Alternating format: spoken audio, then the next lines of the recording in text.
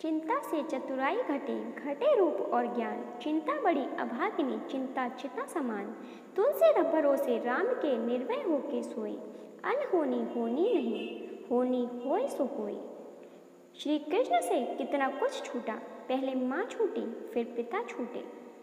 यशोदा और नंद बाबा मिले, फिर वह भी छूटे।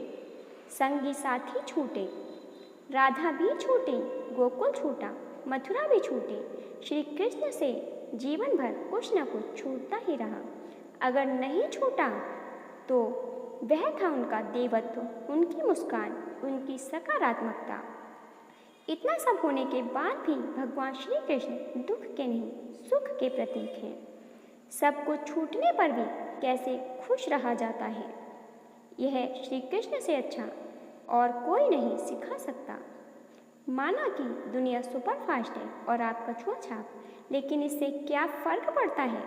जीने के लिए चलते रहना जरूरी है, ना कि बहुत तेज भागना। भागने वाले थक जाते हैं, रुक जाते हैं, लेकिन चलने वाले चलते चले जाते हैं, चाहे जाना कितना भी दूर क्यों ना हो। किसी की सहायता करते वक्त यह मत सोचिए कि वह भविष्य में आपके काम आएगा। बस सहायता करके भूल जाइए, क्योंकि यह आशा का भाव ही भविष्य में आपके दुख का कारण बनता है।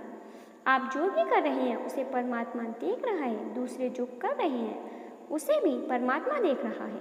न किसी को बताइए, न किसी को जताइए, बस इतना विश्वास रखिए, जब ईश्वर ने उसकी सहायता के लिए आपको भेजा है तो निश्चित ही जब आपको आवश्यकता होगी तो वह किसी न किसी को जरूर भेज देगा।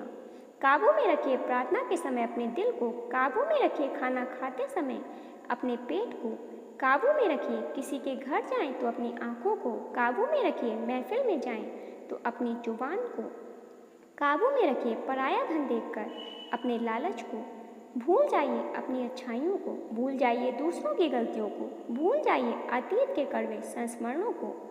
छोड़ दें दूसरों को नीचे दिखाना, छोड़ दें दूसरों के धन की चाह रखने, छोड़ दें दूसरों की चुगली करना, छोड़ दें दूसरों की सफलताओं से दुखी होना, और फिर देखें जीवन कितना आनंदमय हो जाता है।